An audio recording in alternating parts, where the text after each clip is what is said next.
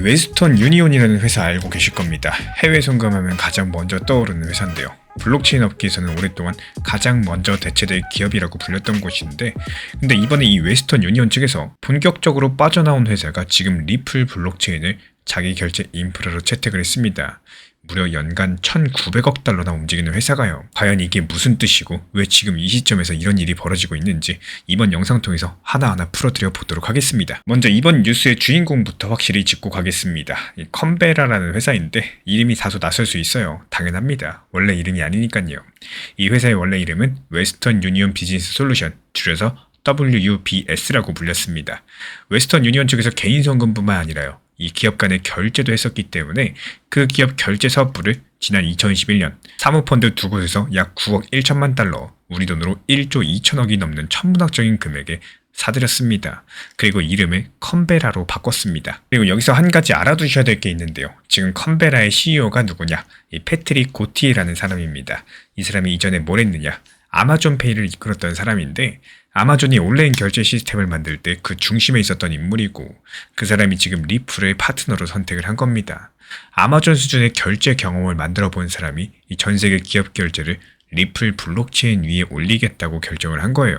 이건 절대로 아무나 할 수 있는 판단이 아니라는 겁니다. 그러면은 컨베라가 과연 얼마나 큰 회사인지 감을 좀 잡아볼까요? 현재 전 세계 2만 6천 개 이상의 기업을 고객으로 두고 있고요. 그리고 140개가 넘는 통화를 취급하고 있습니다. 200개 이상의 나라에서 사업을 하고 있고요. 연간 거래 규모가 1,900억 달러, 우리 돈으로 260조 원이 넘어갑니다. 이 정도면 단순한 핀테크 회사 정도가 아닌데요. 이 글로벌 B2B 결제 시장에서 비은행권 1위급 기업이라는 겁니다. 근데 이렇게 큰 회사가 왜 굳이 리플 블록체인을 선택을 했을까요? 이 부분이 이번 영상에서 가장 중요한 대목인 거고, 이 기존의 기업들이 해외로 돈을 보낼 때요, 어떤 과정을 거치는지를 한번 생각해보면 쉽습니다. 한번 예를 들어볼까요? 이 한국에 있는 회사가 미국 거래처에 대금을 지급한다고 가정을 해볼게요. 여기서 미국으로 원화를 보낸다고 했을 때 그 돈이 중간 은행 여러 곳을 거치겠죠. 각 은행마다 수수료를 떼고 환전도 여러 번 거칠 거고요. 시간도 3일에서 5일 정도 걸립니다. 이 주말이나 공휴일이 끼면 더 늦어질 거예요. 이게 지금까지 전 세계 기업들이 겪어왔던 현실인 거고, 그리고 컨베라는 이 문제를 해결하기 위해서 리플이 가진 기술을 쓰기로 했습니다. 여기서 나오는 개념이 스테이블 코인 샌드위치라는 건데요.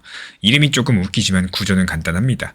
이 돈을 보내는 시작과 끝은 그냥 기존 화폐, 그러니까 달러나 원화 같은 법정 화폐로 이루어집니다. 근데 중간에 돈이 실제로 이동하는 과정에서는 리플 블록체인 위에 스테이블 코인을 씁니다. 이 스테이블 코인 같은 경우는 달러 같은 실제 화폐의 가치가 고정된 디지털 화폐죠. 가격이 오르내리지 않아가지고 기업 입장에서 안전하게 사용이 가능하고, 이 스테이블 코인이 리플 블록체인 위에서 몇 초 만에 정산을 끝내버립니다. 그래서 기업들 입장에서는 암호화폐를 직접 보유할 필요도 없고 블록체인을 이해할 필요도 없습니다. 그냥 기존처럼 돈만 보내면 되는 건데, 그 뒤에서 리플 블록체인이 돌아가면서 속도랑 비용을 획기적으로 줄여주는 겁니다. 그리고 여기서 한 가지만 짚고 넘어가자면요. 리플이 올해 1월달 공개한 자료에 따르면 리플 페이먼트는 이미 전 세계 1일 외환 시장의 90%가 넘는 범위에 도달해 있고요. 지금까지 총 950억 달러 이상의 거래를 처리했습니다. 여기에 연간 1,900억 달러로 움직이는 컨베라가 합류한다. 그러면 리플 블록체인 위에 실제 기업 결제 수요가 대규모로 올라타는 구조가 만들어지는 거고, 이건 컨베라만의 이야기가 아닙니다. 3월달 브라질의 방코 제니와 스위스의 아미나 뱅크 같은 기관들도 리플 인프라를 사용해서 스테이블 코인과 법정화폐를 연결하는 실시간 국경 간의 결제를 이미 하고 있다는 소식이 나왔어요. 리플이 한두 곳과 테스트하는 수준이 아니기 때문에 실제로 여러 나라에서 동시에 기관급 고객을 확보하고 있다는 뜻이겠습니다. 여기까지가 좋은 뉴스였고요. 이제부터 솔직한 이야기를 드려보겠습니다. 이런 뉴스가 나왔는데 가격은 어떠냐? 이게 제일 궁금하실 거예요. 솔직히 말씀을 드리자면은 지금 XRP 차트가 좋지가 않아요. 현재 2,000원 부근에서 거래가 되고 있는 상황인데 올해 들어서만 30% 넘게 빠졌죠. 기술적으로 봤을 때 2025년 중반부터 이어진 이 하락 채널 안에 여전히 갇혀있는 상황이고, 월봉 기준으로 봤을 때 6개월 연속 하락 중입니다. 50일 이평선도 200일 이평선 아래로 내려온 상태라서 차트만 봤을 때 XRP는 약세 신호가 뚜렷합니다. 이걸 숨기거나 무시할 생각은 없어요. 이 차트는 차트고 현실은 현실이니까요. 근데 여기서 한 가지 생각해 볼 게 있겠죠. 지금 XRP의 펀더멘탈, 그러니까 실제로 이 기술이 쓰이고 있는지, 기관들이 진짜로 채택하고 있는지, 이런 관점에서 보시면은 이 상황이 조금 달라집니다. 올해 3월달에 미국 SEC랑 CFTC가 XRP를 디지털 상품으로 분류하는 가이드라인을 공식 발표했었죠. 2020년부터 이어져온 법적인 불확실성이 이걸로 사실상 정리가 됐고, 그리고 4월 1일부터 미국 통화감독청, 그러니까 OCC의 새로운 규정이 발효가 됐고요. 리플의 신뢰 은행 승인도 가시권에 들어왔습니다.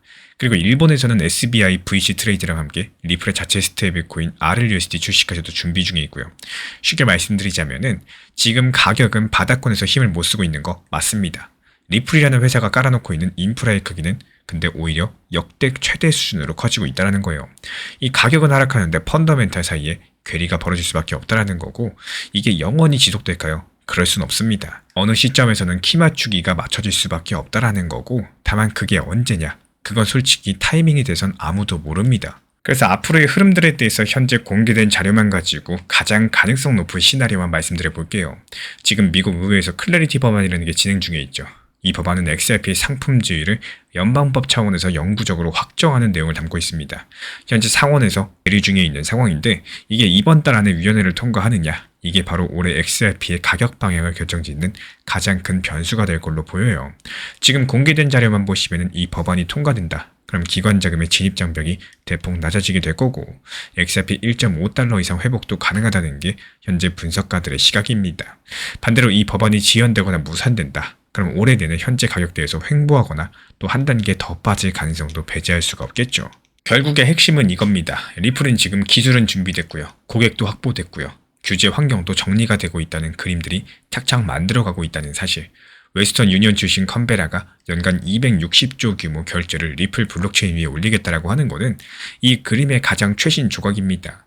가격이 이 그림을 언제 반영할지는 시장이 결정할 문제겠지만요. 이 적어도 XRP가 쓸모없는 코인이다. 이런 비판에 대해서는 이제 사실관계가 맞지 않게 됐습니다.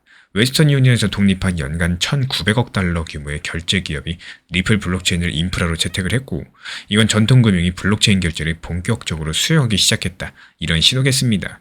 이 가격은 아직까지 따라오지 못하고 있지만요. 펀더멘탈과 가격의 괴리가 이 정도로 벌어진 적은 많지가 않았어요.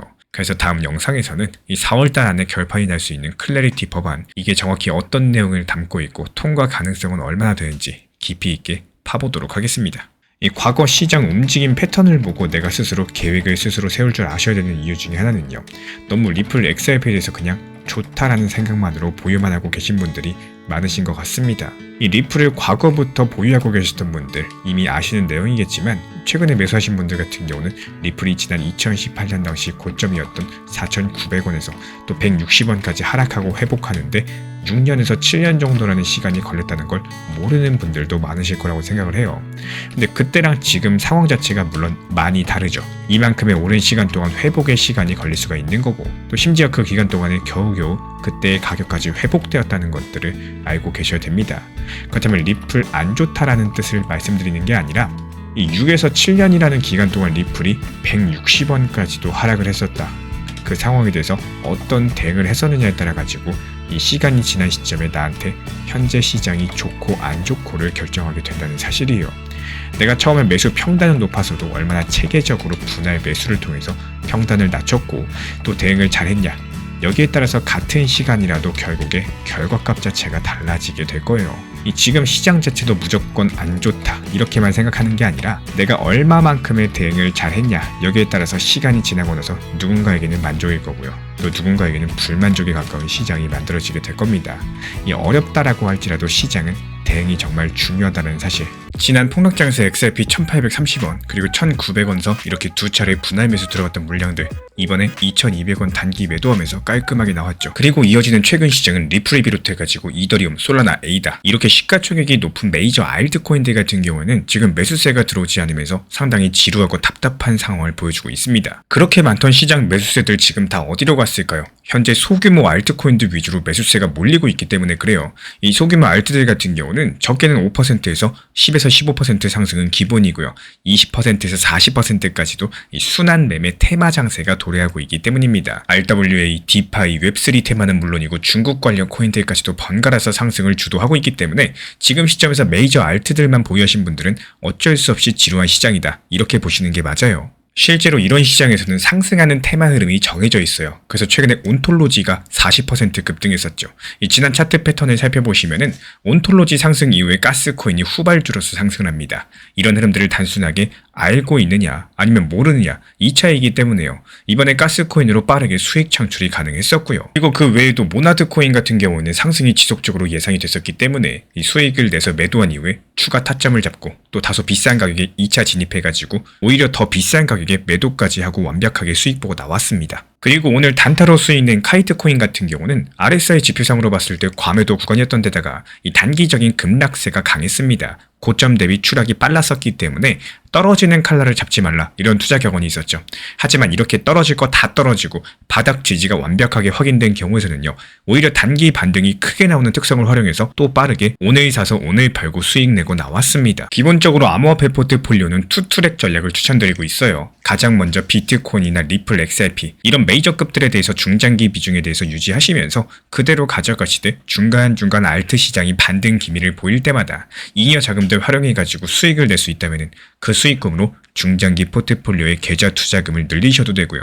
또 개인적으로 가족분들과 밥을 먹거나 옷을 사입거나 여러가지 개인적으로 따로 활용하셔도 좋습니다. 다만 이런 알트 장세가 매번 나오는 게 아니죠. 알트코인 하락장도 분명히 옵니다. 하락장에서는 확률이 높은 경우에만 말씀을 드리고 있기 때문에 매일매일 타점을 드릴 수가 없어요. 그래서 지금같이 20%, 40% 상승하는 장세는요. 당연히 기회의 장세인 거고 이때 열심히 공부하셔가지고 얻은 수익으로 다방면에 활용하시고요. 또 혼자 하셔도 좋고요. 우리와 함께 하셔도 좋습니다. 문자 메시지나 텔레그램으로서 전달 도움 드리고 있고 이것 외에도 저희 채널 차원에서 기본적인 타점을 잡는 방법, 언제 사야 되는지, 언제 팔아야 되는지 그리고 거시경제 상황을 봤을 때 앞으로 어떻게 전개가 될 것인지 자세하게 영상 강의로서 풀어드리고 있기 때문에 쉽게 말씀드려가지고 고기를 잡아드리는 것뿐만 아니라요. 고기 잡는 방법까지도 같이 알려드리고 있습니다. 그리고 가장 중요한 점 이것만큼은 명심해주세요. 저희 채널이 투트랙 전략을 강요드리는 게 아닙니다. 각자의 매매 패턴이 있는 거고 모든 매매 패턴을 존경하고 존중드립니다. 이렇게 말씀을 드리고 있는 이유는요. 이 투트랙 전략이라는 방법이라는 게 존재하고 있고 수익을 낼 수 있는 방법 중에 하나이기 때문에 관심 있으신 분들만 현재 보이는 번호로 문자 신청 주시면은 우리와 함께 하실 수 있습니다. 하고 싶으신 분들만 하시고요. 안 하실 분들은 안 하시면 되는 겁니다. 영상 보시면서 따라와 주시고 구독과 좋아요만 부탁을 드릴게요. 제가 안내해드리고 있는 코인 신사 채널 멤버십 전용방에 대해서 짧게 설명드려 보도록 하겠습니다. 리플, 암호화폐 시장에 대한 중요한 이슈, 그리고 브리핑이나 시장의 흐름에 대한 전문적인 분석 내용 설명과 함께 차트상의 기술적 분석, 온체인 지표와 투자 심리에 대한 내용들을 같이 안내 도움 드리고 있고 가장 중요한 투자 심리를 컨트롤하기 위해서 포트폴리오의 구성에 대한 노하우, 투자 심리 컨트롤에 대한 내용도 같이 안내드리고 있습니다. 코인 신사 스터디 멤버십 가입하신 분들께서는 아래 번호 혹은 신청 링크 통해서 남겨주시면 제가 연락드리고 있고 안내 설명과 함께 신사 채널 리플 전용 멤버십 방에도 입장 안내 설명드리고 있습니다.